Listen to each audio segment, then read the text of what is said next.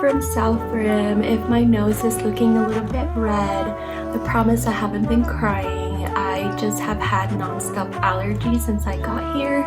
It's getting very old and I'm ready to go buy some Claritin and just take it every day because it's insane. But anyways, I have been here for the last 2 weeks doing training, getting ready for the season, and I will be driving to North Rim tomorrow.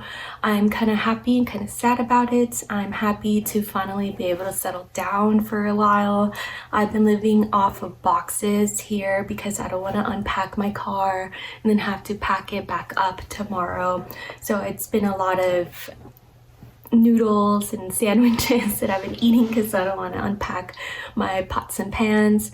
But life at North Rim is a lot more remote.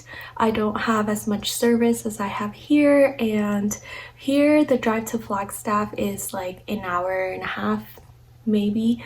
From North Rim to Flagstaff is about 3 hours. So the closest town that I have at North Rim is Kanab, and Kanab, if you know the town, is very small. So all I really have there is a grocery store, not the joys of a well-developed town. You know, Target's not there, and REI and Whole Foods and Sprouts and all the things that my Southern California girl lifestyle depends on, but it's okay. So speaking of Flagstaff, I've actually drove to Flagstaff this weekend and last weekend, mostly to check out their plant stores, and I did buy a few plants that I want to show you. The first plant that I want to show off is this huge, look at it, huge, this enormous air plant. I actually saw it last weekend and I told myself that I didn't need it, and then I was thinking about it the entire week, so I had to drive down and buy it because it is just enormous and beautiful. It was $45. I think it's a good price. I've seen plants maybe a third of this size for $20, so I think 45 is a good deal. I don't know, maybe I'm wrong, I'm not sure. I also got this Monstera Peru. I was a little bit worried about the way that it was growing because it keeps having these like rotted tips, black tips. So I did propagate it. I chopped it right here, and its 2 leaves are in a jar of water, hoping that it will grow roots, and it's not a loss of a plant. I think I do see a growth point, like a new leaf is growing off of this one, so I'm hoping that it's going to be fine. I checked on the roots when I got home because when I was at the store I didn't notice that it was growing that way with the black tips. So I was worried, and I looked at the roots and the roots were fine. But just to be safe, I did prop it. I watered it today. This is one of the plants that I got last week. So it was pretty dry. I watered it just now. Oh my gosh.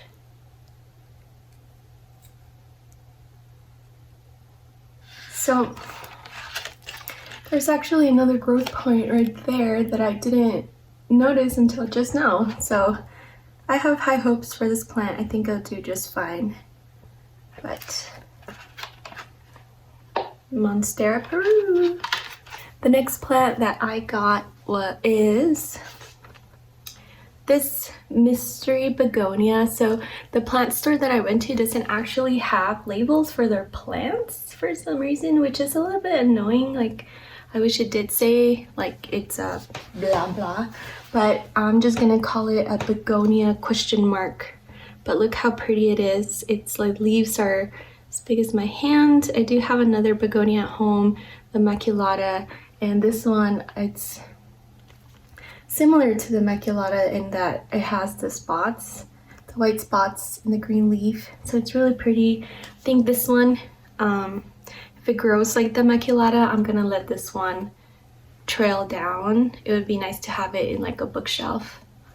Next, I bought stuff for a terrarium. So I got this giant glass container. I got it at Target. It's pretty big, as you can see. I want to build a terrarium. My inspiration is actually going to be this little guy that I built at home. I really love the way that it looks all together with the mushroom top. In here I keep cuttings. So I want to replicate this with this giant container. I got a large terracotta saucer thing. So once I put it on top, see, it's gonna look like a mushroom. I am gonna paint it also red and white, like a toadstool. And I'm thinking about adding maybe some clay mushrooms around it so it looks more mushroomy. And the plants that I bought for my terrarium is a string of turtles. I've actually never really been interested in a string of turtles just because it's kind of a weird plant, and sometimes I have to admit it does, like, the leaves give me the heebie-jeebies. But I've seen people grow it in terrariums and stuff, and it looks really pretty as like the ground cover. So I'm not planning on, I don't want a hanging pot of it. I just wanted to kind of cover the bottom of the terrarium. And I think it would look really pretty like that. And also because it is like a mushroom terrarium, I wanted it to look kind of fairy tale like, and I think that the leaves will give it that fairy tale vibe that I'm looking for, because they are very strange. Couldn't decide which plant I wanted to pair it with. I originally wanted a fern, but when the first time that I went down there, I did not find a maidenhair fern. I wanted a maidenhair fern because I love that plant. I think that plant is so beautiful, but I can never keep it alive because it is such a thirsty plant. So in my mind, I thought that if I have it in a terrarium, it'll be much easier to grow because, you know, it's keeping its moisture and it'll be happy in that wet environment. So that was my original goal, but I didn't find a maidenhair fern the first weekend. So I impulse bought this what is this called? So I impulse bought this shamrock. I couldn't think of the name, and it's really pretty, and I think it would look fairy tale-ish in there. But then yesterday when I went to the plant store, I found a maidenhair fern. It's not the maidenhair fern that I wanted. This one is Pacific maidenhair fern. The maidenhair fern that I wanted is the more dainty looking one, and this is the one that I found. I'm not sure. I'm being indecisive because they could go together, right? I could put them together, but I think that the jar might be too small for two plants.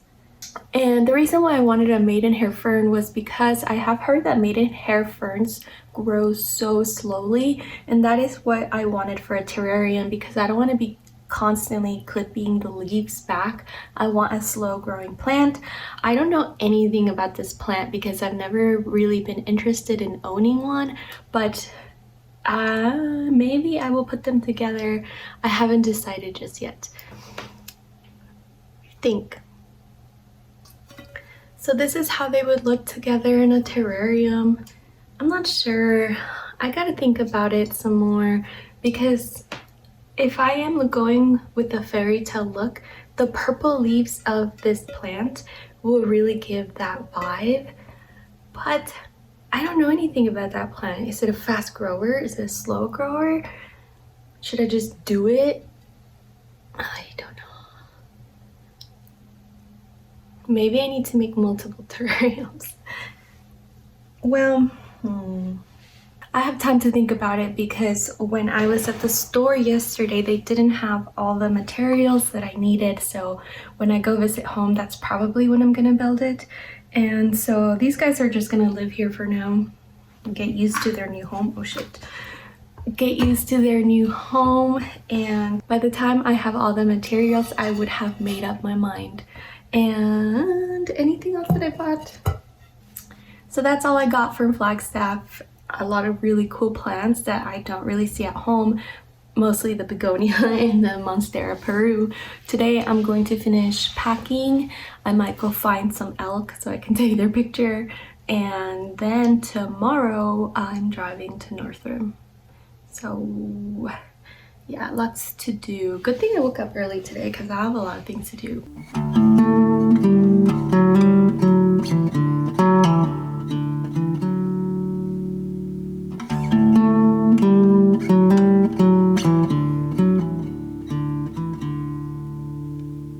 So I decided to take a quick break from editing so I can show you my temporary apartment here at Southrim. It's actually a pretty cute apartment, and I'm a little bit jealous that I don't get to live here for the rest of the season, but let me show you around.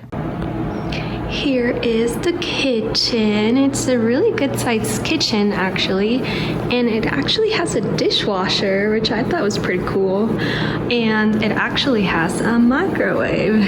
I have all my stuff in boxes because I'm in the middle of packing. Over here is the living room. Pretty nice size. Not much to say about it.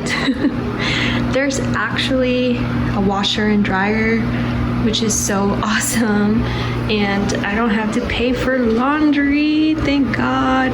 Well, here I don't have to pay for laundry at Northrim either, but at Northrim the washer and dryer are not in your living space, they are in a separate cabin, but it's fine. This is the spare bathroom, is that what you call it? Closet space, more space. This is room number 2. Has a nice little window with the view of the beautiful forest outside.